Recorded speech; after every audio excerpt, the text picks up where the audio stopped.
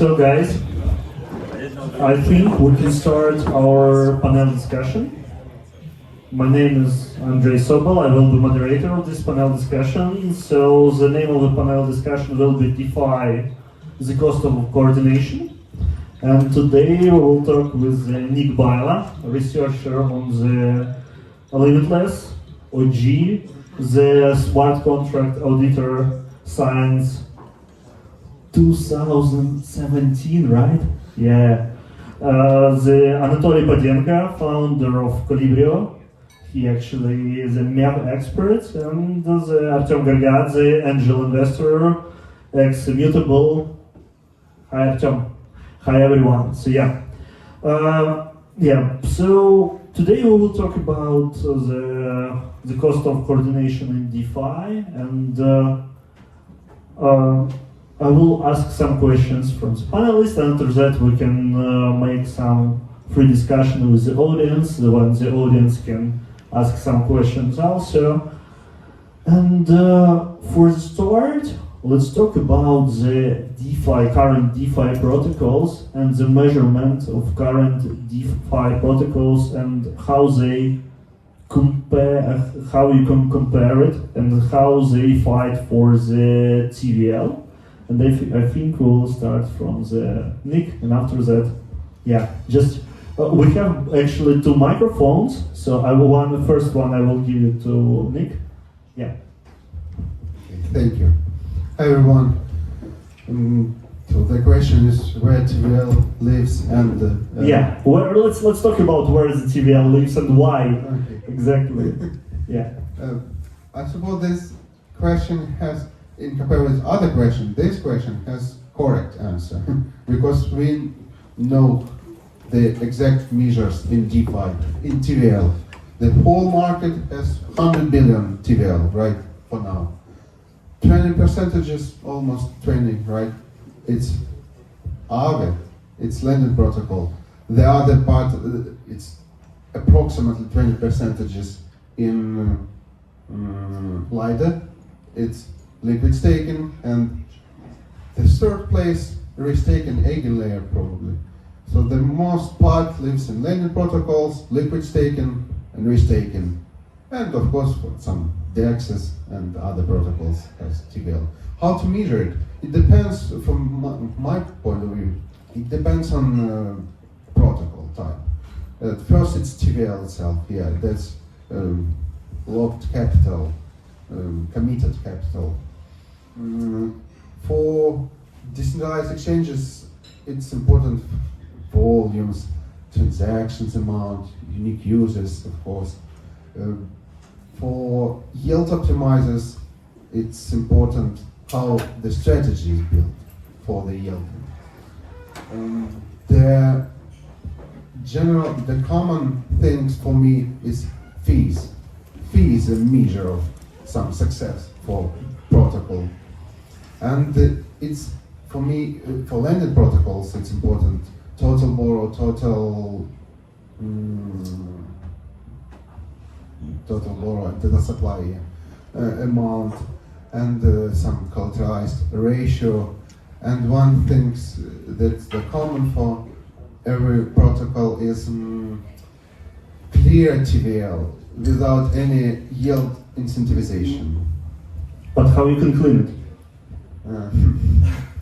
You can investigate some faults, for example, without incentivization, and try to compare that behavior and that measures. So you need to hire a Hercule Poirot and make some investigation, and after that you will know the reality. Okay. Just deploy your protocol on Solana. Yeah. If you don't want fake incentives, just deploy a protocol on Solana. I mean, why Ethereum is so fucked? Because it's shit. And Solana is good. It explains. Sorry, I just wanted to make some noise here. Yeah. Are you finished? Or I think that's it from my side, and you can. Yeah, I just want to start with, the market is so pumped today, like Bitcoin is going up, everything is going up, and Ethereum is not. If you want good TVL, no extra incentives, if you don't want to launch a token and do farming things with VCs, just deploy on Sol. There is a real market there, and there is like activity happening there. I'm kidding, it's a joke. So, like partially. Regarding the TVL, I heard the question like how protocols they fight for TVL. In my opinion, there is basically like two things how you can fight as like the protocol fight against others. First thing is like subsidy and incentives. Like you can launch a token, you can promise a token, you can have some rumors that you will have a token, blah blah blah, and then basically that's the option how to attract like TVL like farmers. And the second thing is brand. Obviously, like brand and trust is very important for people to put some money in your protocol. According to Lindy effect, for example, if some like protocol has now been hacked for some. Why are you laughing? Because you mentioned the Lindy effect. Yeah. Because like basically, if something is not hacked for some certain period of time, basically it will not be hacked for maybe same period of time. That's the reason why people don't put money to new protocols, and they, for example, want to have like smaller yields, maybe with like old Ava, like do USDC like 3% yield, and it's pretty fine. But yeah, that's I think two ways of fight. So you would like to say that for users it's important security? No, not security, trust. I mean, the protocol product is not the tech, it's not audits, it's not like Certic audits, it's not hacking audits, whatever. It's the trust.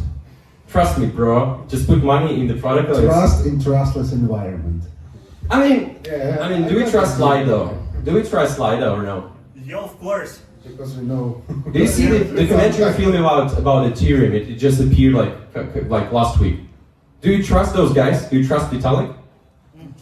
You don't have to, right? Of course.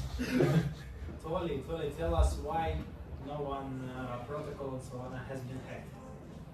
Why nobody hacked any protocol in Solana? Actually, I mean, no problem. I mean, there were a lot of hacks in Solana. There were a lot of hacks. I asked ChatGPT what protocol has been hacked last year, and he will have not answers that nobody. But you know why? Because there's no like real traction on the meme coins. No, of course, because all code is closed. So you What a problem with the closed code. Do you have a problem? I have a problem with no traction. I don't have a problem with the closed code.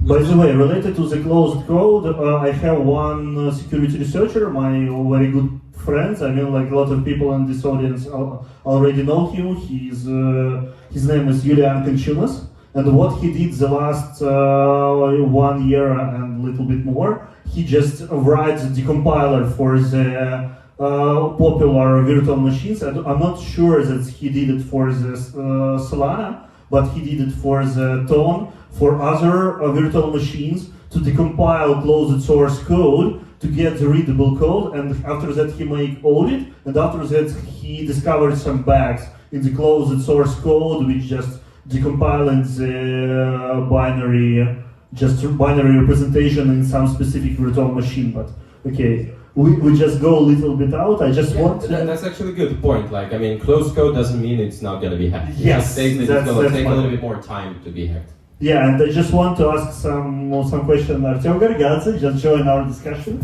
because we didn't hear your opinion about how to measure DeFi protocols today, how we can compare it, and yeah. Yeah, I guess on the current stage of the market, it will make sense to start measuring protocols and their retention and engagement during like long-term time of period.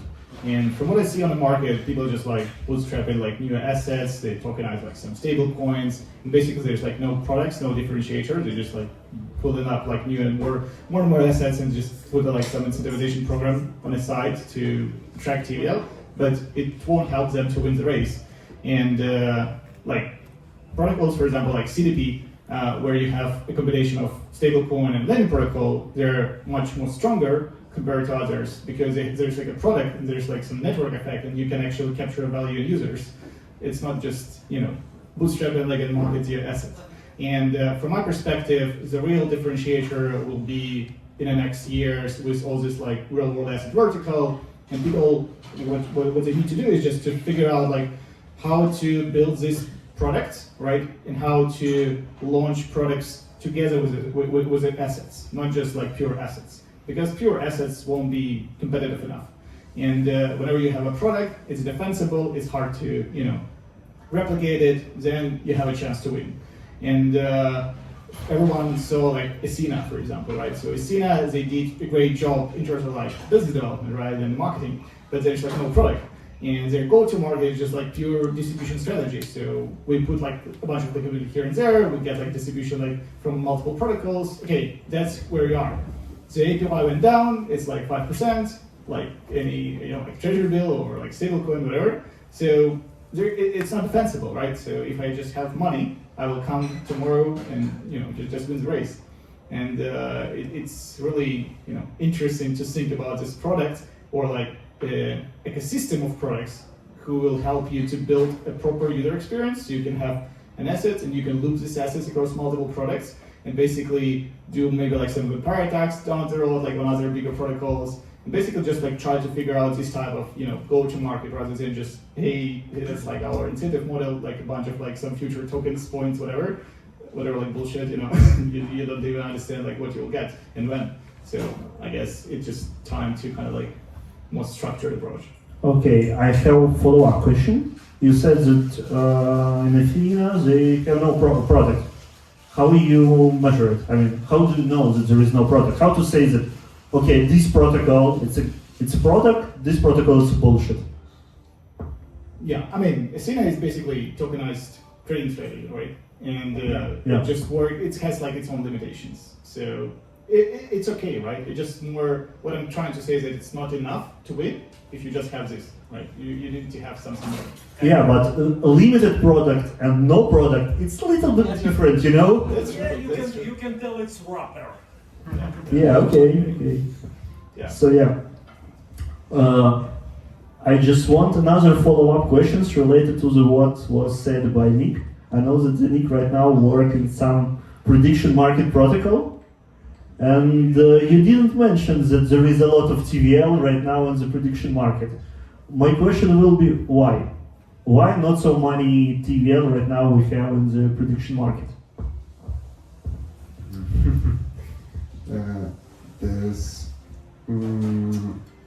How do you know how much TVL has prediction markets? Tell us. I have a laptop right now, so you can start answering, and I will Google. I will go to the Google and Still no aggregators of prediction markets.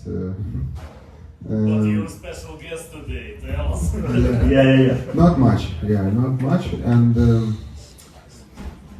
sometimes TVL is not reflect the current state of the prediction market, because you can have the order in the order book, but it's still not filled and doesn't have any collateral on chain.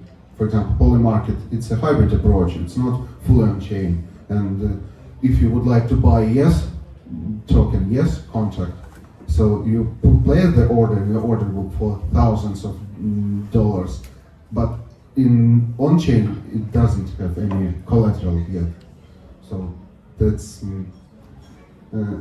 it's a part of TVL. Okay, yeah. The whole amount not so big in comparison with DeFi.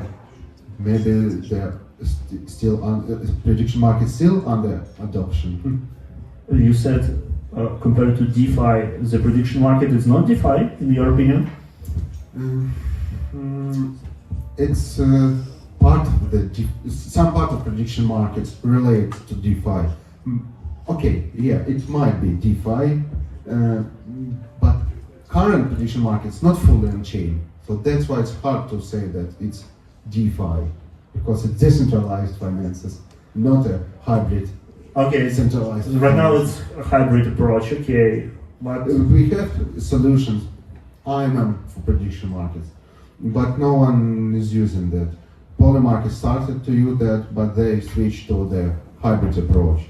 Okay, I know that Artem has a strong opinion about the prediction market, and I want to listen this strong opinion. And what is the question again? The question will be, why do you think not so much TVL we see in the prediction market. Look at amount of money, because what the numbers that like presented by Nick, it was huge. But if you just go to check in the DeFi Llama or any other aggregator, another problem, there is no good aggregators. Yes, but it's not. It will be not a big money. I mean, like if you just go directly to the blockchain and check all smart contracts, it still will be not a big amount of money. Yeah, I guess from my perspective, prediction markets are just a very traditional vertical, which is, let's say, not seeking for a solution in the DeFi space right now. And the whole, all these like initiatives that we see in the market, they were bootstrapped not by the people from like betting, for example, space or like other, other spaces which are relevant to these mechanics. And because those verticals, they're like super centralized. And let's say if you want to make a betting platform with the predictions and you just like have like a large business there, and you will bootstrap like such protocols, then you will see huge TVL, right? But so far it just was bootstrap, like we're retail focused, like through like some growth marketing strategies, etc. And that's why we just see not so much demand. And again, from my perspective, the reason is just because there's like no specific adoption and demand for it from the particular actors from traditional verticals, because it's just like super centralized, they know the market, they control it, and they don't really want to have this exposure like, and do it. So Do you trust oracles? Oh, okay, you want to say that? Could you please elaborate a little bit about the fully centralized? Which part? I mean, because sometimes we don't need decentralization in case of objective markets. yeah, what I mean here is that decentralization is not something that everyone is seeking, right, in a normal world. And obviously decentralization with the blockchain, it comes to the transparency and all this stuff. So in this particular markets, like gambling or betting, people just don't want to share. They want to control, they want to centralize, they just want to rule it, right? They don't want this type of exposure because they will lose money. They very specifically addicted to monopoly. And all the type of like decentralization, token economies, it's all about like open markets. So open markets and like current markets like in gambling or betting or other type of things, it's just very different markets. So what what people are trying to build is like to find a consensus and basically showcase that it's like possible to build like new type of economies, new type of revenue streams, which will be like powered by new technology, by innovation. But persuade these people who like did it like for many years in a such way, it's like super difficult, and that's why I guess the best way is just like to find people who are trying to compete, who are smaller, not like the biggest one, and just like showcase them the innovative approach, which can help them to be different and which can help them to showcase a new use case to the market. But it just didn't happen so far, right? It might happen. I'm not kind of like against it, right? I'm just trying to say that this type of businesses, they are like super centralized and closed, right? It's people just don't. They just want to control. They don't want to see this exposure. Okay, thank you. What do you even call TVL in prediction market? You're comparing active bets to passive low risk liquidity on Aave? Like, why would you compare them? It's like maybe you're right, but like if it's much lower, it's still like the market not really demanded, in my opinion. But maybe my opinion can be stupid. So Anatolii. Yeah, I just want to say that it may be more accurate to compare actual trading volume than the TVL.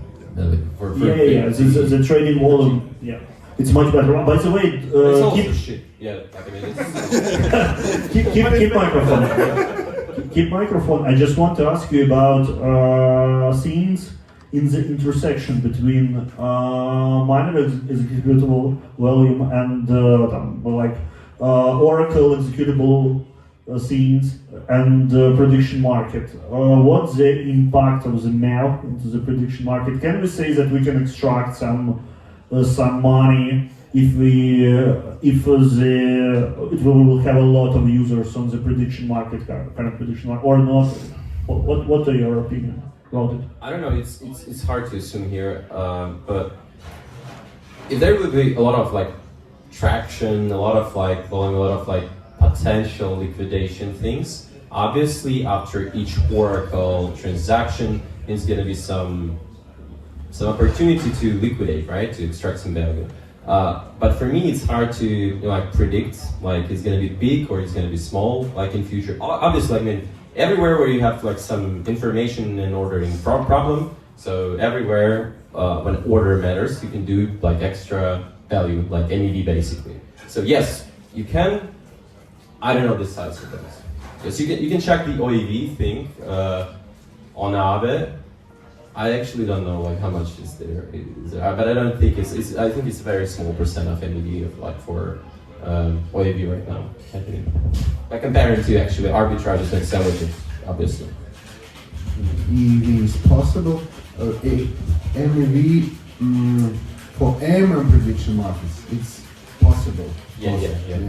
For hybrid prediction markets like poly market, I don't see how it might be possible because only a creator can bot the matches. But you could be malicious actor if you're a liquidity provider in prediction market like poly market, because you can. The idea of market maker is that you can provide liquidity, but you don't want that order being executed. So you can, and you will get rewards. So that's why you can pull the approval amount before the order will be executed on chain, and your order will still sit in the order book. Of course, poly market will ban your address, but technically it's possible. And how many addresses banned by poly market? I don't know. It's. I suppose that's closed blacklist. Okay. But they announced they had that rule. They will ban if you pull the approval or doesn't have enough sufficient blockchain on-chain balance.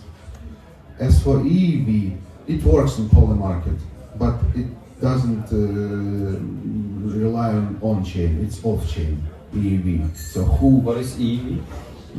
And exchange extractable value.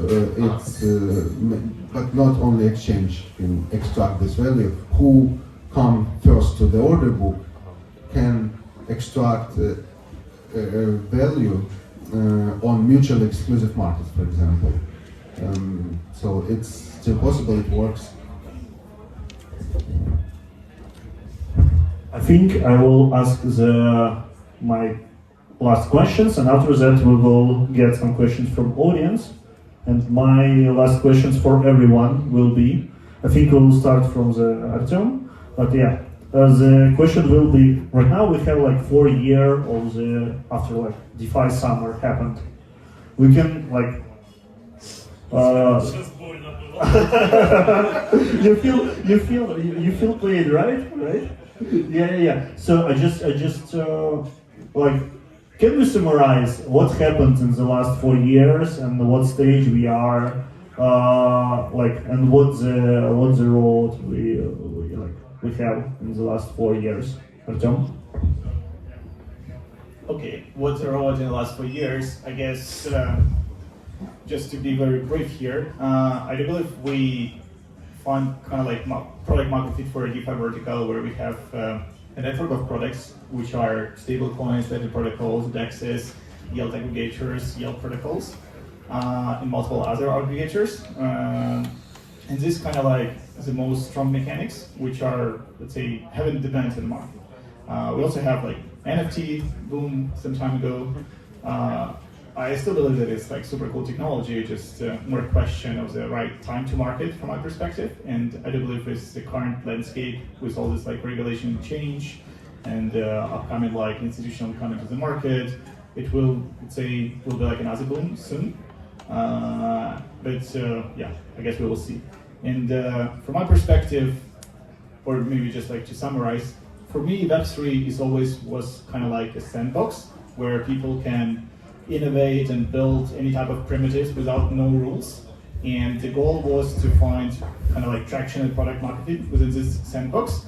But the bigger opportunity here is to kind of like find out how we can bridge it to vector market, how we can get a bigger coverage.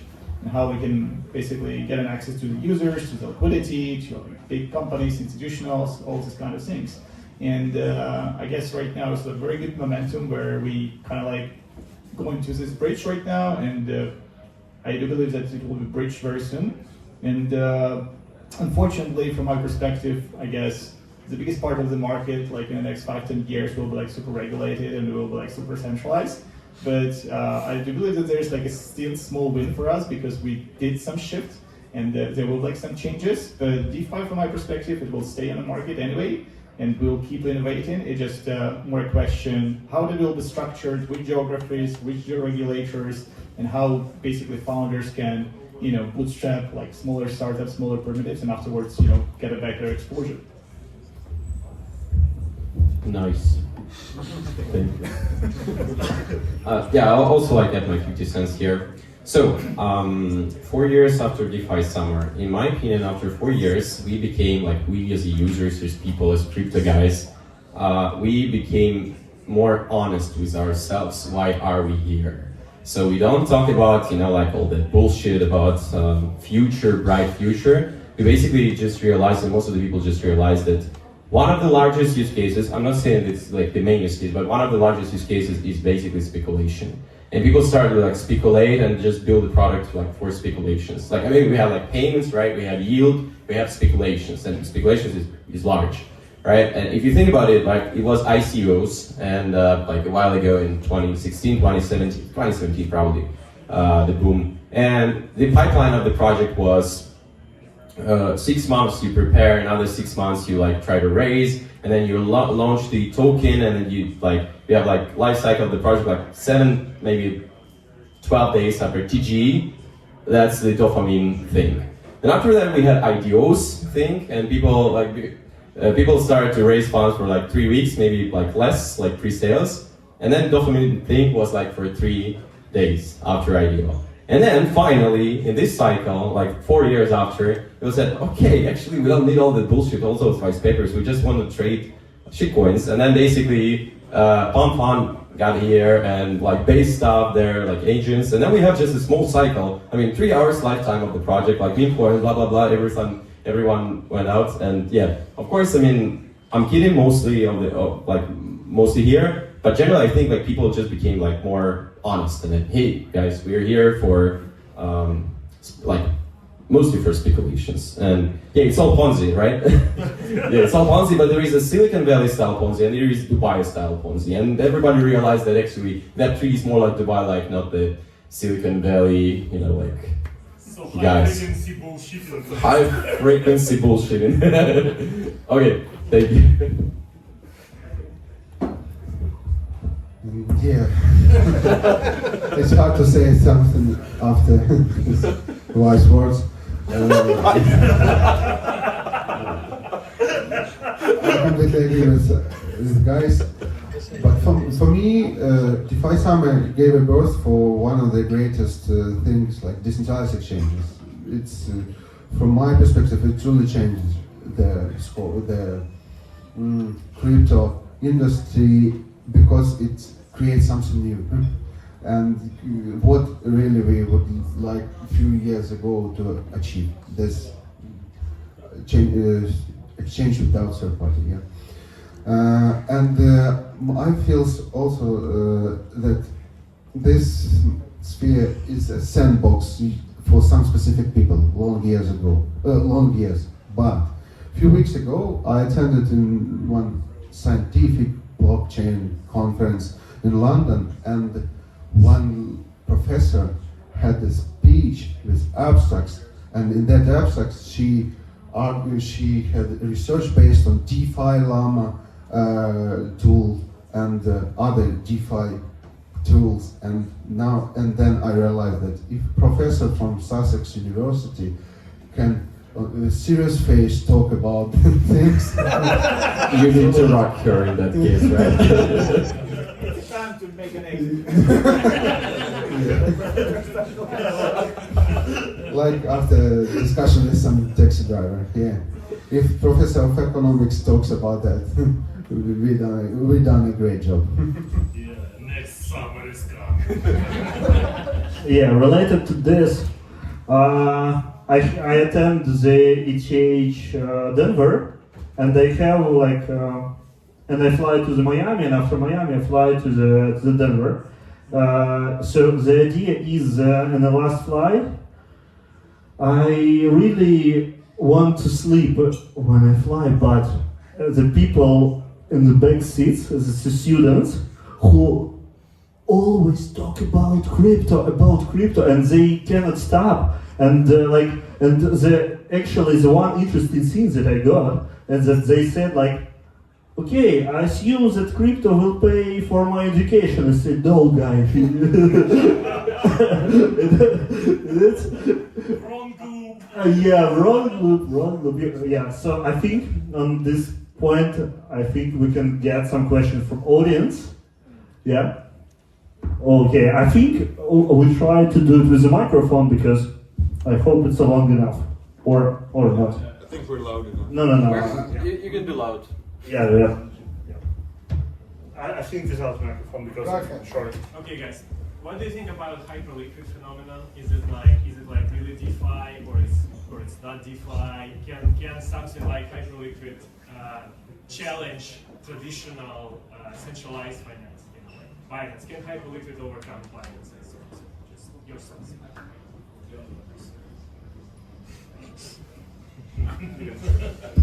Hyperliquid is cool. It's hype. That's the first thing. Could it potentially or Binance? I mean, what about the custody? I mean, on Hyperliquid, you bridge something, they give you some wrap version there, but still have some kind of self-custody approach. And I think that self-custody approach is only for a small percent of people, comparing on all the world. And I think it's important that centralized exchanges, they give you this safety, this trust that they keep your funds safe. And I mean, potentially they can compete on the trading volume side, obviously, but with good traders. But just regular retail people, they will more like centralized exchanges like Coinbase and Binance. In my opinion, it's hard to compete with just this full custody. Any thoughts? We can launch prediction market about the hyperliquid metrics. Yeah. Let's do it. Do bits. Yeah, if you want, I can just add a few words here. I do believe that it's just hard to compare those, simply because, I mean, all market makers or trading houses, they don't have a tech, they don't deal with DeFi, it just goes, it's not aligned with their possibilities from the legal perspective or technical perspective or like any other. And that's why all the time centralized exchanges have bigger liquidity, bigger volumes, better user experience. It's just super simple, super clear, and people don't want to make decisions. They don't want to think a lot, right? They just want to have a few clicks and just trust someone who probably have a big name and who potentially can give them some recovery. All other is just for different target audience. No, just SB, somewhere in the background. do you want to share your personal story about it? About SBF? Yeah. I lost money and then I recovered money, so all good. But actually, 80% of the fund was recovered, so it's still not so bad. Yeah, I have a question. Yeah. Yeah. So you guys, most of all you kind of technical guys. So maybe I would happy to hear your idea about technical approach to what gonna be DeFi. Let's say we have Ethereum, which is kind of fucked up, but maybe not really, I seal it and all the stuff. Maybe they do some shit inside it, get all the recursive stuff inside. But we have Solana that call maybe EOS 2.0, and we have maybe we go into how to resurrect sharding, Neil Foundation going to sharded blockchains level 1 or so what do you think about how where we gonna go and how that's gonna affect the whole DeFi thing? Thank you for this question. Guys, I just want to ask, like, please raise your hands who already sold Ethereum and bought Solana. At least like some percentage who changed the ratio on their portfolio. I mean, I know this, guys. Please raise your hands. I know like some of you, but you just want to raise your hands. What sold? Like sold Ethereum and changed it to Bitcoin or into like Solana. I mean, I know definitely like 5 people here, but they just don't want to raise their hand. Don't want it to be a thing. So yeah, sharded blockchain is the worst user experience. Like it's worst developer experience you can ever have. So just trash. Okay, that's we close. Who fucking cares about this? Your developer. I mean, devs build product, right? So devs build the product for users. If devs is not able to use network, like ton. You know what is ton? How to use it? No one knows how to use it. I mean, I don't know who created that. They will say fuck you. That's it. Maybe like sharded blockchains, you just go like you just trash it for. I mean, you probably can do some use cases on sharded blockchains, but you're not able to run DeFi because you need atomic stuff. Atomic stuff you're not able to build on. I mean, if you want to exchange, let's assume you want to exchange like USDT for like meme coin, and then there is a pair in Sol. You will have like 2 different transactions, and one reverted, and then you need to like you are basically with another asset. You need to do it in one shot, okay? Let's talk about. Yeah. So sharded blockchain is just trash. I mean, Ethereum. Ethereum was the best thing on the market a while ago until they did 2 things. They did PBS and they did L2's product on sharding. So what they did, they just had the shotgun and then they just shot it in one leg and then they shot it in another leg. So just check like March 14, March 2024, March 2024. Yes, a year ago. Just check on the fees on the sandboxes of Arbitrum and Base and Blast and something like that, how much they were paying Ethereum for data availability. And then after that day, everything just dropped. And Ethereum just, okay, I have some revenue, I'll just remove it. Then, before that, they did PBS, and then basically PBS is obvious insane PBS. If people don't know what is PBS, it's basically validators on Ethereum. They do not construct blocks themselves. They outsource it. They allow everyone to build the block. Say, hey, whoever build the best block in the market, I will take it. And then it basically creates the incentive for people to do exclusive deals and to construct blocks, which only they have transactions and steal all the gas. Like I think like around like 80% of the flow right now, 80% of Ethereum transactions right now are private, and they are shared to basically two entities on the market, which then kickbacks money back to originators. So TLDR, Ethereum just lost the MEV and transaction fees revenue, priority fees, just with the PBS, unfortunately. I know that PBS was a good thing at that moment. I know that it's hard to solve a MEV problem, blah, blah, blah, but PBS actually stole a lot of revenue from Ethereum. And then L2s is basically created the worst user experience you have on the market, because you have like million of L2s, and then finally you say, okay, I will just use Base. And that's it. And then suddenly Base doesn't stop using, just imagine, like Base do not use, like someday, do not use Ethereum. Why do they need to use Ethereum for data availability? That can be, that's possible. And then, okay, so Ethereum... You mean they can just bring proofs to Solana? They can bring proofs whatever, and then they can build on data availability, and they can use something else. So, and then basically like people just migrated from Ethereum to Base, and... Yeah, so okay, so Eigen is, how to translate it from German? Eigen is trust, no? Eigen is trust force, huh? Eigen, it's Eigen. Eigen is, what's translation from German? It's like trusted, right? Trust. Okay, so I'm saying that Ethereum is a great technology, it's a great community, but unfortunately, at least like 2 things, they hurt the traction of the protocol so much. And the approach was, bad. Solana is acting just like a startup. It's basically like, okay, let's do this, okay, let's revert this. Let's do this, let's revert it. And then iterated rate. Why do we need a lot of chains if we can just have one L1 and then don't allow people to like switch between networks and just use like Sol here?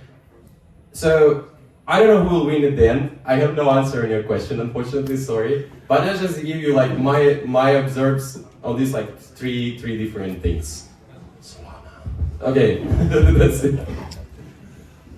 Oh, I have like 2 more questions after this. I just want to say that because I have ChatGPT here, so eigen mean own in German language.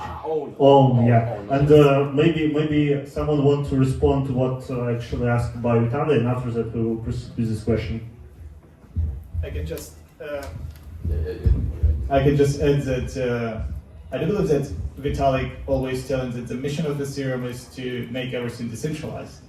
And Anatolii from Solana was telling like, hey, I want to build Nasdaq on chain. So which mission you prefer? And which mission you kind of like believe that works out, you know? Second. Do you believe in Nasdaq on chain? Vitalik don't believe in Nasdaq. So you believe in prediction markets?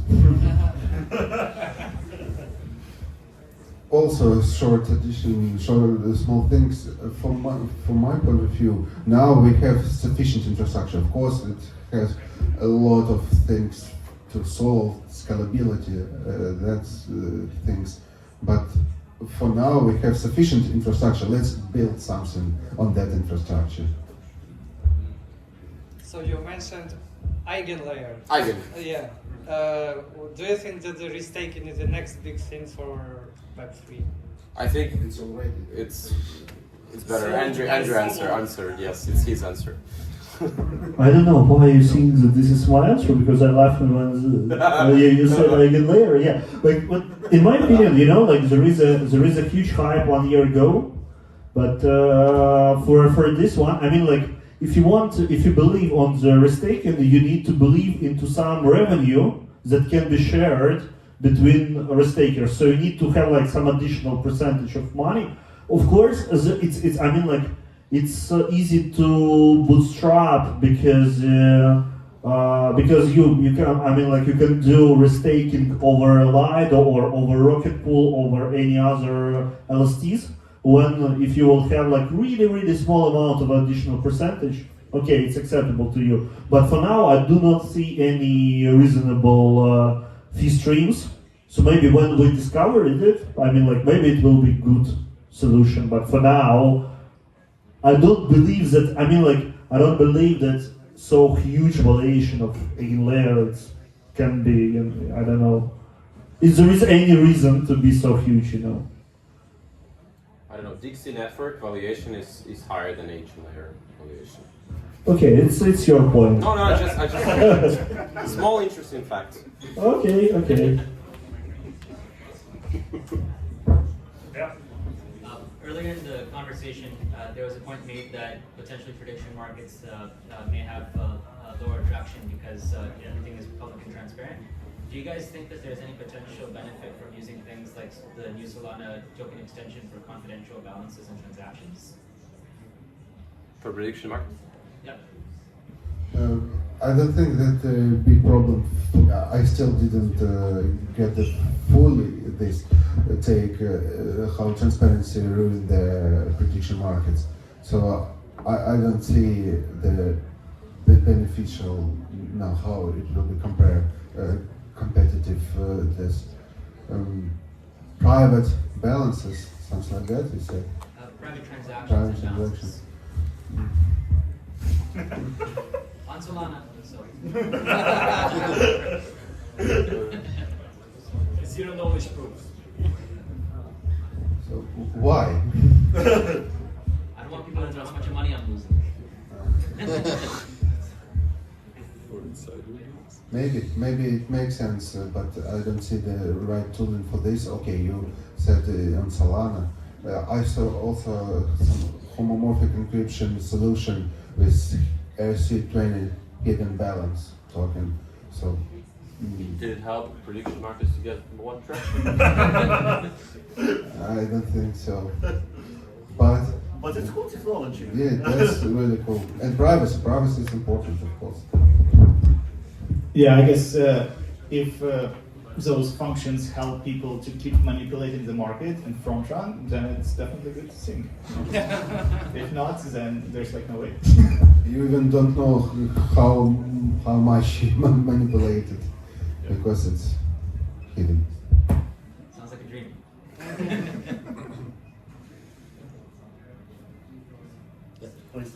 Since we were talking about like Ethereum versus Solana and the problems that Ethereum has, like, do you think Ethereum can overcome this like L2 versus L1 issues? Because like it seems like right now people are they understand the problem and people are like trying to solve it like in different ways. So people are just starting to like do that. And do you think they can do that? And if not, why not? No, I think yes. I think definitely. Yeah, I think definitely Ethereum has. I mean, obviously Ethereum is top 2 cryptocurrency. It's top 1 like. Solana? Like no, like Solana is top 3. But so it's top 1 like smart contract chain, whatever. I'm pretty sure that there is a high chances that everything gonna be solved and Ethereum gonna be good. But in my opinion, the main thing which should be done, just my personal opinion, is to connect economic activity of whatever shit going on your chain to your L1 token value. So basically, if somebody is like trading shitcoins, make them pay fee in ETH and make them burn ETH. If somebody like doing a huge arbitrage and doing MEV, like let them at least share some money with stakers. And if somebody like running a huge roll up, it has to pay. Coinbase have to pay to Ethereum somehow in some sort of way. But what they pay right now is, I mean, like comparing like to economic activity on Base and comparing how much they pay to Ethereum is relatively small, right? So in my opinion, there are like already a couple of solutions like pre-confirmation. There is this like based roll-ups approaches, and if they're gonna be adopted, I think the value will move like slowly back to Ethereum L1, and Ethereum L1 will have more like benefits, right? And this definitely the high chances that it's gonna happen, but then see. Let's wait. And you were talking about how MEV value got from stakers with the PBS thing. Can you like explain a bit more what exact value? Like, so for example, how much? What? No, it's like what exact kind of value? Because you don't really have MEV value, right, on Solana or on Base, right? There's no like they only have like fees. I mean there is. I mean, first of all, fees. I mean, and that's MEV. If you think about like what is MEV, I mean, fees is basically like sort of MEV. But the question was how the value goes like from because of the PBS, because L2 is not PBS. Yeah, what kind of value? What do you mean the MEV value came from? Like came from stakers? Well, what exact value? So let's think exactly the priority fees. The priority fees. So basically, when you have your transaction, you have these like base fee, which like let's say one way, and then you do like another way for priority because you want to like make it fast. Like normally, like it was before, this priority goes like the one way is burnt, like the protocol deflation, whatever, and then the second way goes to validator, to staker. And let's say I'm the only builder on the market. Let's say I'm the only one, and I have all the transactions like MetaMask, Karabi, Ethereum, whatever, like all the transactions, all the transfer transactions, and people put like priority fees. So first what I do, I construct the block before giving it to validators. I construct the block, I collect all the transaction fees, all the gas priority fees to one address, which is my address, and then I need to propose some value to validator in order to include this block. And let's say like I'm the only one, and I constructed the block which is 10 ETH. How much will I pay to validator for inclusion? Like whatever, like the smallest value I can. I will just give them, okay, I give you 1 ETH, like some base fee and 1 ETH of priorities, and then 9 ETH I take to myself. Then I'll just explain what happened on the market. Right now there is 2 builders, and then there is exclusivity deals because like one wallet sends to one builder, another wallet sends to another builder, and there is only 2 of them. And they basically do not beat the money, this priority fee, on the options. Like the blocks which are constructed, the priority fees are just taken by builders and given back to wallets, and wallets take money. All wallets, you know, they take this money, and it's good because it's wallets money. But the priority fee, I mean, if you think it like MEV, maybe it's like something which wallets should take. But if you think about priority fees, probably the protocol itself, like should have some money. You got the point? Yeah, and basically, if you also want to be a builder, and you can pay more to the validators because these builders don't pay. Yeah, but where will you find transactions? Because they're all in private pools of these two builders. Yeah, and it's like, yes, and then the builders already pay to this, like almost all the priority fees given back to wallets. Why wallet need to send to you? Because you already get all the priority fee from the one guy. And if you want to jump in, okay, the originator will give you transaction, but in that case you still need to give everything back to originators, and the same thing, you will just act to the third builder, which take money from validators and give it back to wallet. Oh, let's go. When Ethereum implemented this PBS, how do you think? Did they know that such thing could happen? Because outsourcing the block is like relatively small feature compared to what they've done. I think that everybody understand that, but the point was, I remember that like summer of 22, the narrative was, we will say that exclusive flow is bad, we will say that centralizing the block space is bad, and the narrative, and there were like two companies, like I will not tell the name, but the start was Flash and then the end was Bots, and they were talking that nothing will happen because we will say it's bad, we will do narrative, we'll do Twitter threads that it's bad. But then, you know what? People want to make money. And that's it. The risk was calculated, but dude, I'm a better pass. So, if there is any questions, or maybe someone want to react to this Ethereum PBS drama, all of these bad things. Okay, I think there is no more question. I think maybe a few last. Okay, that was the last one. Yeah. What do you think about DeFi plus AI? Is it bullshit, not, or can be some combinations? I have startup which was decentralized AI, and it was 6-7 years ago. And what I understand, sometimes people say, okay, we are too soon on the market, but was too early on the market, you know, like. Yeah, and my co-founder right now, he's celebrating on the bar. Yeah. You're fine, yeah. Yeah. Okay. So maybe right now is the moment, you know. Maybe. To raise money.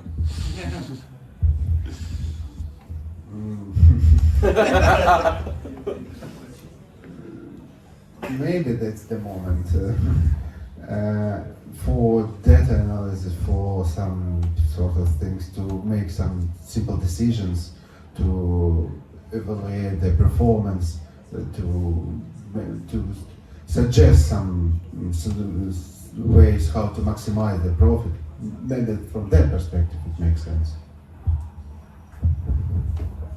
From my perspective, I guess when blockchain will become fully decentralized, then we will need fully decentralized AI. So, you know, each solution will come to each problem. So nobody can shut it down. I think it was the last question. So, like before, I just want to say some last things because when we have this discussion, I think about the student who on the fly said that the DeFi will pay for your education, but what I realized that if you lose some money on the market, you always pay your education. It's actually payment for education, but in a different way that you expect, you know? Yeah. Yeah. And I think thank you very much, our panelists. And I think we will have like something like 10 minutes break, and after that will be just one short talk, and after that and before it you can go to the bar and order something and get some beer, but after that also, after this talk, you can also go to the bar. And this is the plan. Thank you very much for your attention. Muito obrigado.